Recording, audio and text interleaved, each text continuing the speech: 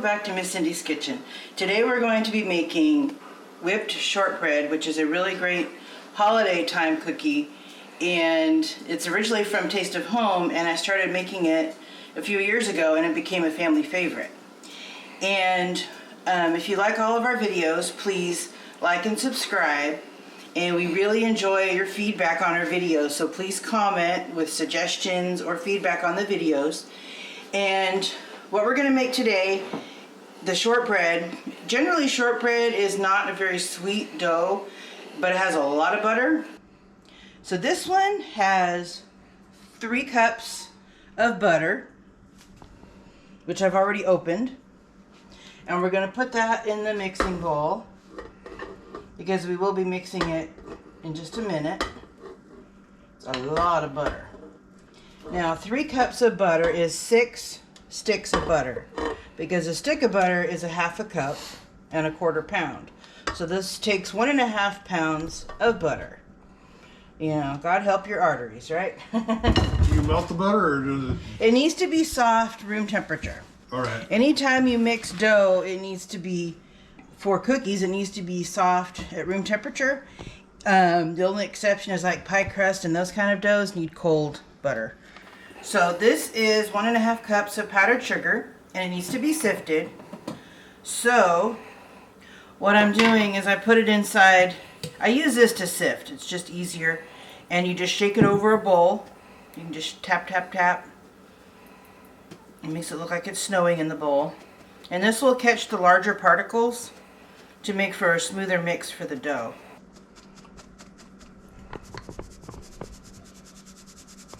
And as you can see, the larger particles are up there.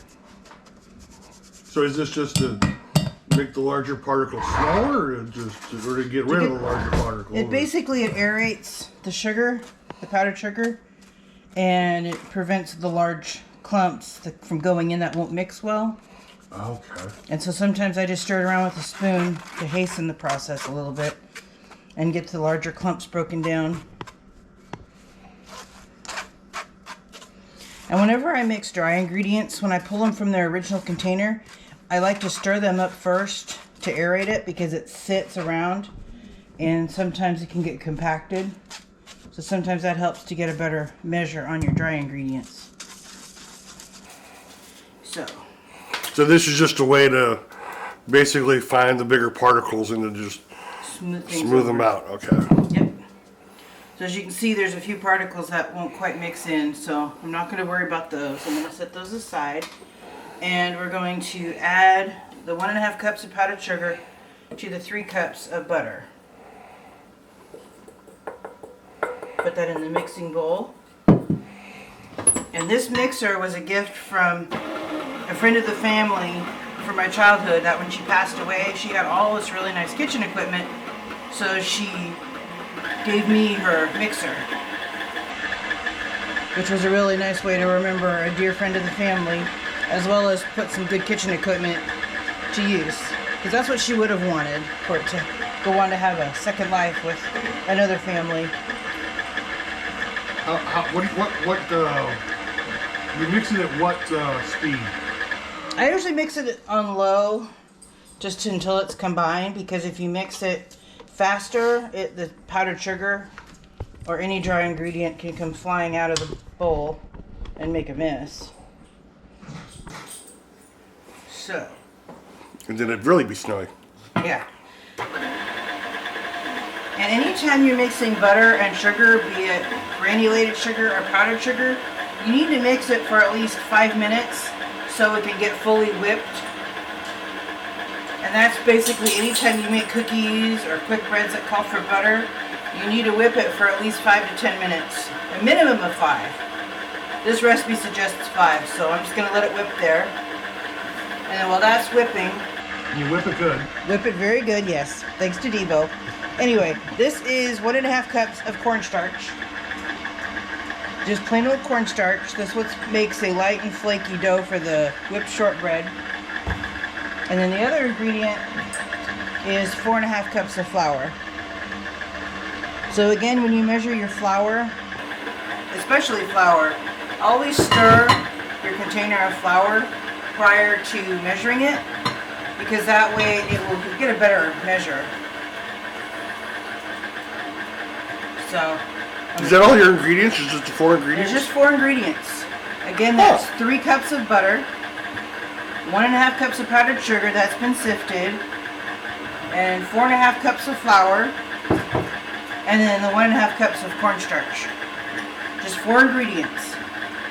It's a very easy dough, and it makes a lot of cookies. This one batch will probably make about 80 cookies. 80 cookies? Yeah, about 1.5 inch diameter cookies. So this would be like a good recipe for like that one time when your kid comes home and says, we have to do something for the bake sale and it's tomorrow. Yeah, it makes a lot of cookies, or if you're doing a cookie exchange or you want to send cookies to friends and family. So now I'm going to add the cornstarch. And when you add powdered ingredients, it's best to have it on low. Oh, and you do it while it's mixing. Yeah.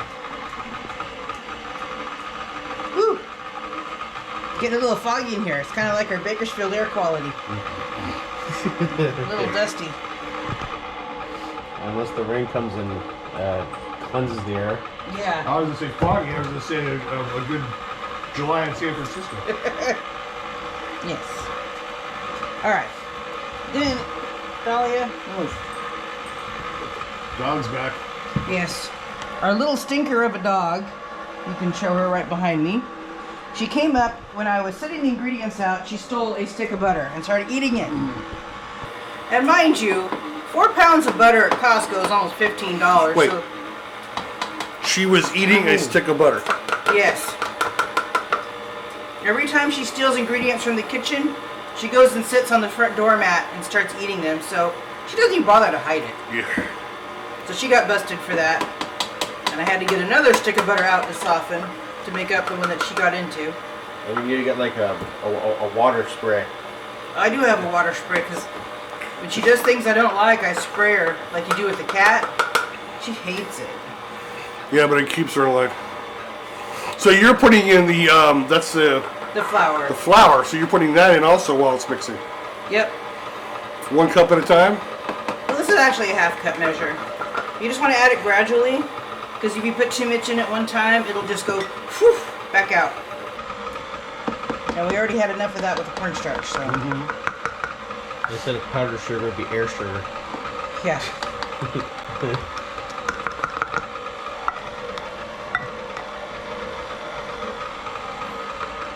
It's always good to add your dry ingredients gradually, because if you add them all at once, they will poof back out of the bowl and make a mess.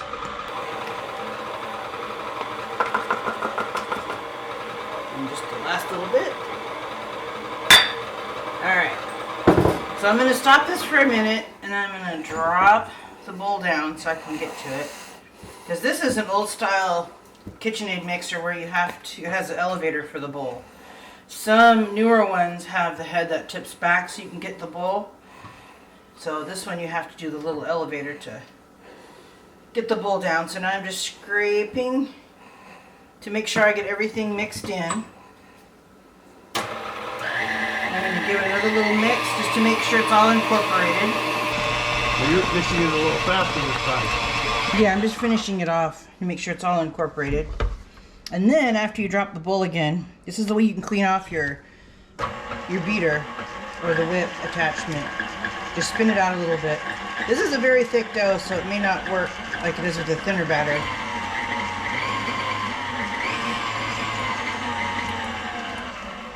Just as long as it doesn't fly all over the place.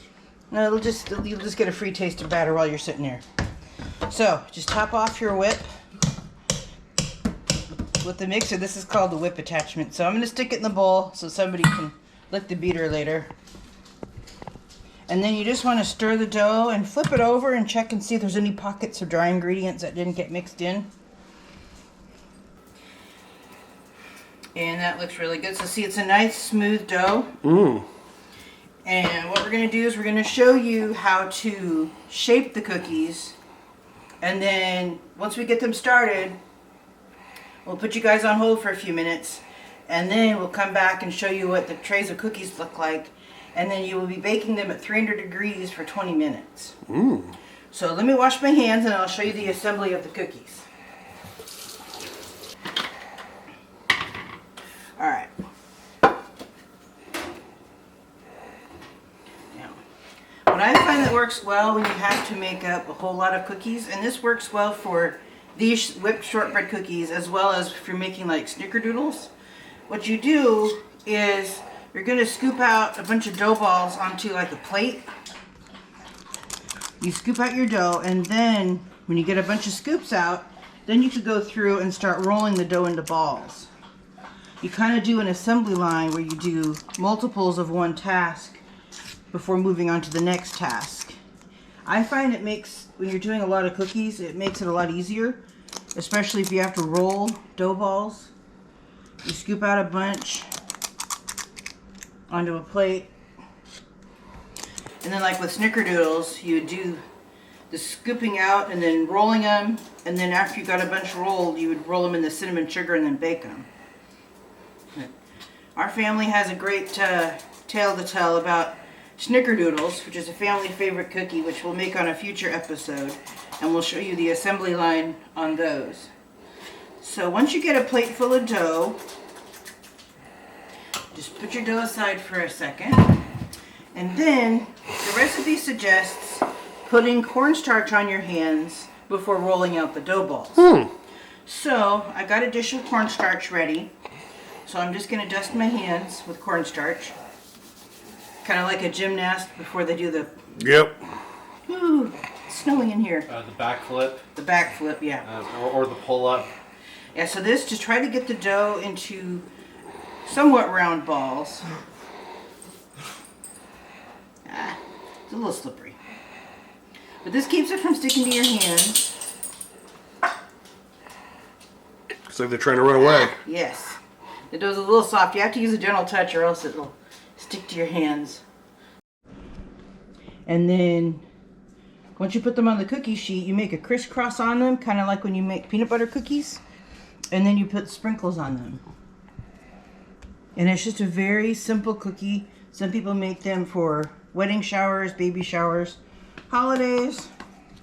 It's a very simple dough. It just takes an awful lot of butter. And I wouldn't use anything but butter in cookies because margarine, it's artificial, and plus butter has a nice flake to it when you make cookies. It just makes for a better cookie to use real ingredients. Alright, so that's the last of this batch. I will show you what it looks like.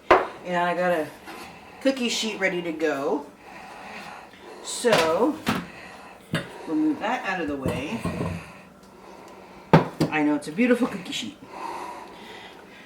And you want to space your cookies out a little bit because they don't spread, but you want to just make sure that they have enough room for the air to circulate in the oven. And this is a nice large sheet pan. And you do not need to put any grease on your cookie sheet because you have 3 pounds of butter in your dough. It's greasy enough as it is. Oh, It okay. won't stick. Sure, you don't need to. You don't need to grease your cookie sheet. More often than not, you do not need to grease cookie sheets when making cookies, especially if they're butter-based cookies.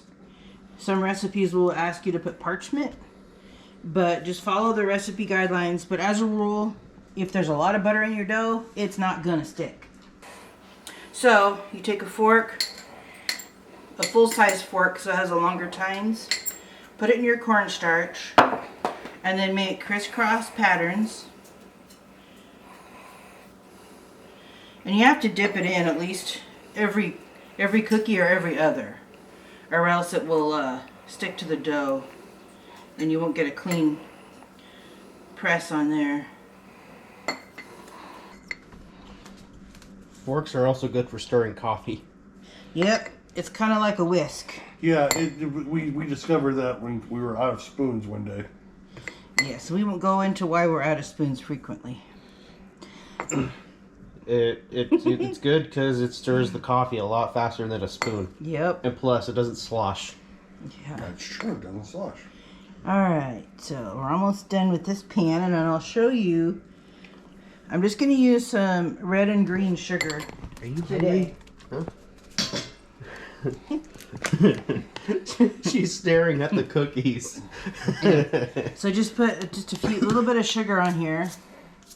Just make, well, this has a very wide opening on it, so it's got a little heavy pour. Just put some sugar on them. And sometimes if I have a lot, I will stage all the cookies first, and then I'll make a whole pan of one type of sprinkle, and then go to another pan of a different type of sprinkle. You can use the nonpareils, which are the little bitty balls that are multicolor and Christmas colors. I wouldn't use any bigger sprinkles because like the harder ones that are candies, they end up melting. Those are more for like if you have a traditional sugar cookie and Or use cake. the softer dough, the softer frosting that sets, then you would use the harder candies to decorate. But this works well with just the colored sugar and the nonpareils, which are the little bitty balls, or the jimmies, which are the colored, the long tube-shaped sprinkles. So these are going to bake in the oven for 20 minutes at 300 degrees, and then after they bake, we'll show you what they look like. Alright, welcome back. We've now got one batch of cookies done. And as you can see, they increase in size just a tiny bit. And this is the cooked cookies, and this is the unbaked, waiting to go in the oven. I just wanted to show you how many cookies this actually makes. These are cookie sheets hold about 20 cookies. And I have 1, 2, and a third one in the oven that's almost done baking. So as you can tell, it makes a fair amount of cookies. So, and you do need to wear an apron while you're working with cornstarch because you end up wearing a lot of your cornstarch. So, anyway, thank you for joining us today. And we appreciate your feedback, so please like and subscribe my channel. And we're going to be featuring several different family favorite cookies in the next coming episodes. And again, this is Whipped Shortbread from A Taste of Home recipe. So thank you for watching. Thank you for watching Miss Cindy's Kitchen. To get more recipes like this one, subscribe to the channel and hit the bell for notifications when new videos are uploaded. Share it out to your friends, family, neighbors, and leave us a comment to let us know how this recipe worked for you. And don't forget to hit that like button. Again, thank you for watching Miss Cindy's Kitchen.